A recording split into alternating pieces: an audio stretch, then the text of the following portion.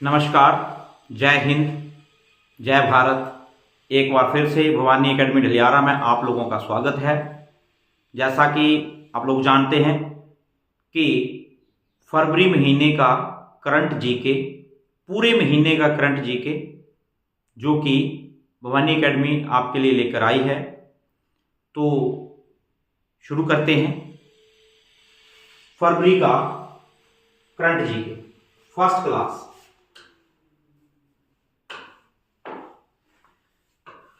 यह फरवरी की first class है, कंप्लीट क्लास है, complete current GK of February month. पर एक क्लास आज है, एक क्लास जल्दी दोबारा आपके लिए आएगी। आज की क्लास में बहुत इंपॉर्टेंट क्वेश्चन है। मान के चलते हैं कि एक क्वेश्चन आने वाले एग्जाम में कंफर्म यहां से मिलेगा। इतना अच्छा, इतना बढ़िया और इतना इंपॉर्टेंट जीके है आज का, तो क्लास में जुड़े रहेंगे। तो शुरू करते हैं।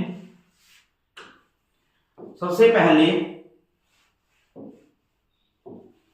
जैसा कि हम जानते हैं, पिछले महीने भारत ने मनाया 76th रिपब्लिक डे, 76वां गणतंत्र दिवस।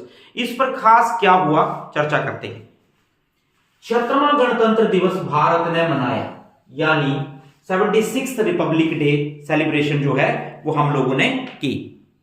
अब 26 जनवरी 2025 को जो हमने 76वां गणतंत्र दिवस मनाया, पहले तो अपने आप में यही एक इंपॉर्टेंट क्वेश्चन है कि इस बार हमने कितनवां रिपब्लिक डे सेलिब्रेट किया। 76।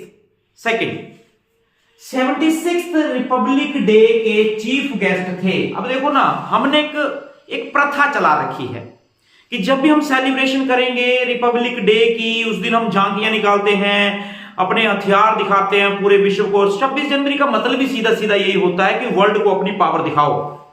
15 अगस्त को हम ये बताते हैं कि हमने करना क्या है, और 26 जनवरी को हम ये बताते हैं कि हमने कर क्या लिया है। हमारे पास आकाश है, हमारे पास अग्नि है, हमारे पास त्रिशूल है, हमारे पास नाग है, हमारे पास प्रलय है ना। इस तरह से 26 जनवरी सिर्फ दिखाने का दिन होता है, और उसके लिए हम एक चीफ गेस्ट को बुलाते हैं। और इस बार जो हमने चीफ गेस्ट बुलाए थे वो इंडोनेशिया के राष्ट्रपति थे। Very very very important question.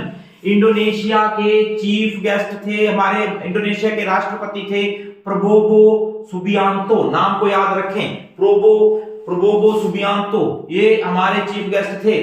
तो अब एक और क्वेश्चन है कि देखो, अजीब बात है कि चौथी बार, लगातार नहीं, चौथी बार जब से हम रिपब्लिक डे सेलिब्रेट कर रहे हैं। अब देखेंगे कब से कर रहे हैं। 1950 से पहले तो कर नहीं सकते, क्योंकि शायद हमारा फर्स्ट रिपब्लिक डे ही 1950 में पड़ा था। तो चौथी बार हम सेलिब्रेशन हम इस बार कर रहे थे इंडोनेशिया के साथ। वैसे चौथी बार नहीं, चौथी बार मुख्य अतिथि बने हैं कौन? इंडोनेशिया। चौथी बार मुख्य अतिथि बना है इंडोनेशिया। और प्रथम गणतंत्र दिवस 26 जनवरी 1950 को पड़ा था। यह प्रथा हमने तब से शुरू की है, 1950 से। पहला ही जब हमने सेलिब्रेट किया था तब भी हमने इसको अच्छे से सेलिब्रेट किया, तब भी हमने एक चीफ गेस्ट बुलाया था। और बड़ा कोइंसिडेंटली एक संयोग है कि 1950 में जो हमने पहला मनाया था, तब भी इत्तेफाक से चीफ गेस्ट इंडोनेशिया के ही राष्ट्रपति थे, और उनका नाम था सुकरानो। और ये इंडोनेशिया के पहले राष्ट्रपति थे 1950 में। इत्तेफाक से 2025 में जो हमारे चीफ गेस्ट हैं वो इंडोनेशिया के राष्ट्रपति हैं, और जो 1950 में पहले थे वो भी इंडोनेशिया के राष्ट्रपति थे। ठीक है, और इंडोनेशिया को आज तक सिर्फ 4 बार मौका मिला है। तो आगे चलते हैं, ये बहुत इंपॉर्टेंट था। नेक्स्ट हम चर्चा करते हैं, अगले पेज पे चलते हैं, देखते हैं। प्रतिवर्ष 26 जनवरी को हम लोग संविधान दिवस मनाते हैं। अब आप बोलेंगे कि इसमें कौन सी बड़ी बात है, ये तो हम जानते ही हैं, 26 जनवरी को रिपब्लिक डे पड़ता है। पर ध्यान रहे, ये सच है कि हम सेलिब्रेशन ऑफ रिपब्लिक डे करते हैं 26 जनवरी को, परंतु संविधान दिवस ये अलग कंसेप्ट है। रिपब्लिक डे यानी एक तरह से दिवस, ये हमने 2015 से ही इसको डिक्लेयर किया है। तो संविधान दिवस मनाया जाता है 26 जनवरी 2015 से शुरू। अब थीम का मतलब होता है कि एक ऐसी पंच लाइन, एक ऐसे वाक्य जो हमें प्रेरित करता है, उत्साहित करता है, हमें एक तरह से सिखा कर जाता है। तो 76वें गणतंत्र दिवस का थीम था स्वर्णिम भारत विरासत और विकास। स्वर्णिम भारत, गोल्डन इंडिया और साथ में विरासत जो हमें मिला है, विकास जो हमने डेवलपमेंट की है। आगे चलते हैं। भारत की पहली जेड मोड, यानी ये क्वेश्चन नया आ गया। जेड मोड क्या है? जेड मीन अंग्रेजी का एक अक्षर है जेड। अब आपकी कोई सुरंग है जो सीधी जा रही है ऐसे करके, यहां से एंट्री है, यहां से एग्जिट हो गया। अब कोई सुरंग है जो यहां से सीधी जा रही है, आगे जाकर उसको ऐसे होना पड़ा, फिर ऐसे होना पड़ा, इसको बोलेंगे जेड टाइप सुरंग। ये बड़ी अजीब बात है, पहाड़ों के अंदर मोड़ बनाने की क्या जरूरत पड़ गई भला? सोचो ना, पहाड़ काट रहे हैं, सुरंग बना रहे हैं, टनल बना रहे हैं, बीच में आगे आगे जब पीछे हटने की क्या जरूरत पड़ गई? पहाड़ों सुरंग को अंदर से ऐसे करके लेके जाना। कभी हालात और सिचुएशन ऐसी बन जाती है, आगे कोई चीज ऐसी मिल जाती है, कोई पत्थर, कोई चट्टान, कोई रोक, कोई नदी, कोई पानी का झरना ऐसा मिल जाता है बीच में कि हमें रास्ता बदलना पड़ जाता है। ऐसा पहली बार इंडिया में हुआ है, जेड टाइप टनल बनी है इंडिया में। तो भारत की पहली जेड मोड सुरंग जम्मू कश्मीर में बनी और जेड मोड सुरंग का वर्तमान नाम सोनमर्ग। क्या नाम है? सोनमर्ग। आप लोगों को शुरू में इसका नाम जेड मोड सुरंग था, वर्तमान में इसका नाम सोनमर्ग सुरंग है। जबकि पिछले महीने भारतीय प्रधानमंत्री श्री नरेंद्र मोदी इस सुरंग का उद्घाटन करने के लिए वहां गए थे। आगे चलते हैं। बहुत इंपॉर्टेंट क्वेश्चन था, हमने भी देखा किस प्रकार से भारत की पहली जेड टाइप सुरंग बनी है। ठीक है जी, आगे चलते हैं। अगला क्वेश्चन आता है, वेरी वेरी इंपॉर्टेंट, 18th भारतीय प्रवासी दिवस। क्या बोलो? प्रवासी भारतीय दिवस।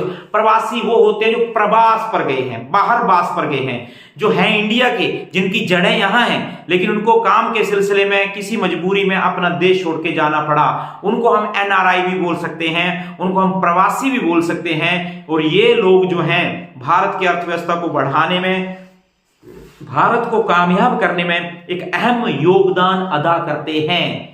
अब घर का एग्जांपल लेते हैं। हमारे कई बच्चे, कई दोस्त, कई स्टूडेंट, कई मित्र लोग जो हैं बाहर के देशों में काम करने गए हैं। कोई दुबई में है, तो कोई ऑस्ट्रेलिया में है, कोई न्यूजीलैंड में है, तो कोई कहां है।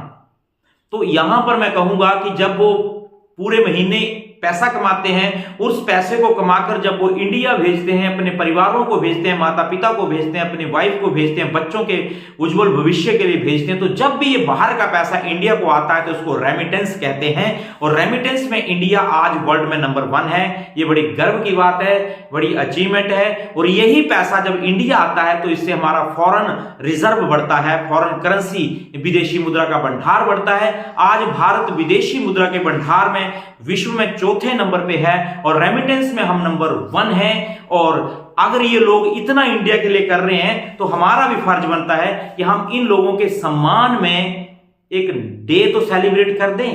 तो करते हैं फिर डे सेलिब्रेट। आओ, 18वां प्रवासी भारतीय दिवस उड़ीसा के भुवनेश्वर में मनाया गया। मैं ऊपर इंपॉर्टेंट लिख रहा हूं, ध्यान रखेंगे। आपसे पूछा जा सकता है कि 18वां कहां पे सेलिब्रेट किया गया? उड़ीसा के भुवनेश्वर में। इसी तरह से ये जो प्रवासी भारतीय दिवस है वो हर साल नहीं मनाया जाता है, प्रत्येक 2 वर्ष के बाद मनाया जाता है। अगर 18वां 2025 में मनाया गया है तो 19वां फिर मनाया जाएगा 2027 में। इसी तरह से 17वां जो है वो प्रवासी भारतीय दिवस इंदौर मध्य प्रदेश में हुआ था, 17वां। और देखो जिस प्रकार से रिपब्लिक डे के चीफ गेस्ट होते हैं, एनआरआई में भी हम उन लोगों का सम्मान करते हैं जो कभी भारतीय होते थे, आज भी उनकी जड़ें भारत से संबंधित है। चाहे फिर वो वर्ल्ड बैंक के अजय बंगा जी हो, फिर चाहे वो नोबेल पुरस्कार पाने वाले भारतीय मूल के अमेरिकी नागरिक अभिजीत बनर्जी हो, फिर ऐसे ही चाहे वो सूरीनाम के राष्ट्रपति हो। तो इसी प्रकार से इस बार जो 18वें के चीफ गेस्ट थे वो त्रिनिदाद और टोबैगो के राष्ट्रपति क्रिस्टिन कार्ला कंगालू हैं। त्रिनिदाद और टोबैगो के राष्ट्रपति क्रिस्टिन कार्ला कंगालू हैं। इनको हमने बुलाया था, किन्हीं कारणों से नहीं आ पाए, लेकिन वर्चुअल तरीके से सेलिब्रेशन हुआ है। तो ये चीफ गेस्ट थे इस बार। पिछली बार सूरीनाम के थे, वो भी इंडियन थे, वो भी भारतीय मूल के थे, है ना। अब पहला देख लेते हैं, है ना, कि फर्स्ट कौन। तो जो देखो पहले हम ये देखेंगे कि जो हम लोगों ने फर्स्ट वाला सेलिब्रेशन किया था वो कब किया था। तो देखेंगे 18वें, पहले तो बात है ना 18वें भारतीय प्रवासी सम्मेलन का थीम, भाई इसका भी थीम है भाई विकसित भारत के लिए प्रवासियों का योगदान। भाई योगदान तो ये देते हैं, थोड़ा नहीं देते हैं, बहुत देते हैं। अमेरिका वाला पैसे कमाकर इंडिया भेज रहा है ना, ऑस्ट्रेलिया वाला पैसे कमाकर इंडिया भेज रहा है, हर देश की करेंसी हमारे देश को आ रही है और हम विकसित हो रहे हैं। तो विकसित होने के लिए इन प्रवासियों का योगदान, यही हमारा थीम था। प्रथम प्रवासी दिवस 9 से 11 जनवरी 2003 को सेलिब्रेट किया गया था, ये फर्स्ट था। 2025 में हमने 18वां सेलिब्रेशन किया। आगे चलते हैं। प्रथम भारतीय प्रवासी दिवस 9 से 11 जनवरी 2003 के चीफ गेस्ट थे मॉरिशस के प्रधानमंत्री अनिरुद्ध जगन्नाथ। नाम देखो इंडियन लग रहा है, अनिरुद्ध जगन्नाथ। ऋषि सुनक, नाम इंडियन लग रहा है, इंग्लैंड के प्रधानमंत्री ने, क्यों ना सम्मान करें, इंडिया का नाम ऊंचा किया इन्होंने। भारतीय मूल होने के बावजूद, भारतीय नेम होने के बावजूद, भगवान गणेश की मूर्ति रखते हैं अपने साथ, गीता को पढ़ते हैं अपने साथ। ऐसे लोग जब इंग्लैंड के प्रधानमंत्री बन जाते हैं तो हम इनके मान सम्मान में एक डे नहीं सेलिब्रेट कर सकते। कितना नाम इंडिया का बढ़ा रहे हैं ये लोग। तो पहले थे अनिरुद्ध जगन्नाथ, आप जानते हैं अनिरुद्ध जगन्नाथ जो थे वो पहले, और अभी अभी हमने पढ़ा जिसका नाम था क्रिस्टीन कार्ला, और लास्ट में पढ़ा था कंगालू, ऐसे करके। तो ये थे पहले। तो अब क्वेश्चन लास्ट आता है कि हम क्यों सेलिब्रेट करते हैं। 9 जनवरी 1915 को भारत के राष्ट्रपिता महात्मा गांधी साउथ अफ्रीका के प्रवास के बाद जब भारत लौटे थे, इसी स्मृति में हम इसको मनाते हैं। आगे चलते हैं। नेक्स्ट है, बहुत ही इंपॉर्टेंट है, वंदे भारत एक्सप्रेस।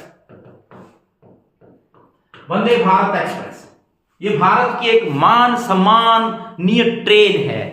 ये भारत का नाम ऊंचा करती है विश्व में। हमने देखा है कि इस प्रकार से इंग्लैंड, फ्रांस से आए हुए लोग वंदे भारत के साथ सेल्फी लेते हैं। हमें भी मौका मिला अम्ब अंदौरा में कभी जाने का, हिमाचल प्रदेश डिस्ट्रिक्ट ऊना में अम्ब अंदौरा में जाने का मौका मिला। तो हमने भी जब वंदे भारत को ट्रैक पर आते हुए देखा तो हमसे भी ना रहा गया, हमने भी मोबाइल निकाला और उसका फोटो खींच लिया। वास्तव में वो शान है इंडिया की। और इन्होंने 4 चांद तब लगा दिए जब 25 जनवरी 2025 को वंदे भारत एक्सप्रेस श्रीनगर पहुंच गई। ये भी इतिहास में याद रखा जाएगा, जिस प्रकार याद रखा गया पहली ट्रेन 1853 लॉर्ड डलहौजी मुंबई से थाने, वैसे ही याद रखा जाएगा पहला इंजन हेरी क्वीन, पहला विद्युत इंजन डेक्कन क्वीन, पहली विद्युत ट्रेन 3 फरवरी 1925 श्रीनगर पहुंचने वाली पहली ट्रेन वंदे भारत 85 किलोमीटर की स्पीड से श्रीनगर पहुंची है। 200-250 लगभग 2.5 घंटों में वहां पहुंची है। अब कटरा से आगे है। इस दूरी को तय करने में वंदे भारत एक्सप्रेस ने चिनाब नदी पर विश्व के सबसे ऊंचे रेल पुल को पार किया। आपने बड़ा सुर्खियों में देखा है ये रेल पुल, जम्मू और कश्मीर के रियासी डिस्ट्रिक्ट में बना है। पहली बात, ऊंचा रेल पुल विश्व का, J&K इंडिया। नंबर 2, सबसे पहला रेलवे का केबल के ऊपर बना, वायर के ऊपर बना पुल रेलवे का, अंजी खड्ड जम्मू और कश्मीर। नंबर 3, रेलवे की सबसे लंबी टनल, रेल की सबसे लंबी सुरंग रामबन सुरंग जम्मू और कश्मीर। अब चाहे लंबी सुरंग हो, केबल का पुल हो या सबसे ऊंचा पुल हो, तीनों जम्मू कश्मीर में है। और आप लोगों की वंदे भारत इन तीनों से गुजरती हुई श्रीनगर पहुंची है, और यह भी अपने आप में एक रिकॉर्ड है। भारत में इंपॉर्टेंट क्वेश्चन है, आज की तारीख में 71 वंदे भारत हैं, 1 नमो भारत है और 1 अमृत भारत है। ये जो है वो नई ट्रेनें अब इंडिया की बन रही हैं। वंदे भारत 71 है। तो बच्चे आगे चलते हैं, और अब हम लास्ट पेज पे पहुंच चुके हैं। लास्ट पेज पे हमने फिर से देखा इसरो का नाम आ गया। पिछले 2 महीनों में जो भी क्लासेस तैयार हुई हैं, जिनमें हमने देखा कि बार बार इसरो का नाम आ रहा है। पहले जब हमने इसरो पढ़ा तो उसने एक प्रोबा 3 नाम करके यूरोपियन स्पेस एजेंसी का एक सैटेलाइट लॉन्च किया था। दूसरी बार जब हमने क्लास बनाई उसमें भी इसरो का नाम आया, तब हमने बोला भारत चंद्रयान मिशन 4 को लॉन्च करेगा 2027 में। आज फिर से इसरो का नाम आ रहा है और इस बार जो इसरो ने बड़ा काम किया वो एक काबिल तारीफ है। ध्यान से देखेंगे, अगर हमने किसी नट को भी टाइट करना है तो हमारी पूरी कंसंट्रेशन, आंखें उस पर होती हैं, पेचकस होता है, पूरे ध्यान के साथ हम उसको टाइट करते हैं। अगर ये काम मशीन ने करना है तो थोड़ा टफ हो जाता है कि हाथ से नहीं करना है, मशीन से करवाना है। मशीन आएगी, पेचकस उठाएगी, नट लेगी, उसको टाइट करेगी, और यही मशीन से काम यदि अंतरिक्ष में करवाना हो जहां इंसान नाम की चीज ना हो तो ये बहुत ही टफ काम हो जाता है। एक सैटेलाइट को इसरो भेजता है, दूसरे सैटेलाइट को इसरो भेजता है, दोनों अंतरिक्ष में रोटेशन कर रहे हैं, घूम रहे हैं, नीचे से कंट्रोल किया जाता है। एक उसके पास आता है, उसका ईंधन समाप्त है, उसके पास ईंधन भरा हुआ है, अपने भरे हुए ईंधन से कुछ ईंधन निकाल के दूसरे को देता है, उसका भी ईंधन गुजारा हो जाता है। कितनी बड़ी अजीब बात है ये, कितने दिमाग की बात है कि दोनों उपग्रह अंतरिक्ष में इकट्ठे होते हैं और काम करते हैं और कार्रवाई को पूरा करते हैं, और इन पर जो भी घटना, जो भी एक्टिविटी हो रही है वो इसरो सेंटर से हो रही है, स्पेस सेंटर से हो रही है, बेंगलुरु से हो रही है, सब कुछ अंतरिक्ष में हो रहा है। तो इस केस पर इसरो को सल्यूट भी बनता है, और भारत ने ऐसा करके दिखाया है कि अंतरिक्ष में दो ग्रहों को आपस में जोड़ा है, और इसको बोलते हैं डॉकिंग। क्या बोलते हैं? डॉकिंग। तो क्वेश्चन है, इसरो ने अंतरिक्ष में उपग्रहों की डॉकिंग की, यानी ब्रैकेट में लिख रहा हूं, दो छोटे उपग्रहों को जोड़ा, और फिर बोला है अंतरिक्ष में उपग्रहों की डॉकिंग करने के लिए इसरो, भारत मन करता है कि खुशियां मनाएं, सैल्यूट करें इंडिया को। वंदे भारत बनाई, काबिले तारीफ थी। इसरो काम कर रहा है, काबिले तारीफ है। रोड बन रहे हैं, वर्ल्ड में नंबर 2 के रोड आ गए हैं हमारे पास। तो इसरो यानी इंडिया, अमेरिका, रूस और चीन के बाद भारत बना विश्व का चौथा देश। ग्रहों की डॉकिंग ना इंग्लैंड कर पाया, ना फ्रांस कर पाया, ना जर्मनी कर पाया, ना जापान कर पाया, इंडिया कर लेता है। यही हमारा आज का विषय था, इतना ही हमने करना था। तो आज के लिए थैंक यू वेरी मच, और बहुत जल्दी मिलते हैं नेक्स्ट क्लास में दूसरे पार्ट के साथ। Thank you.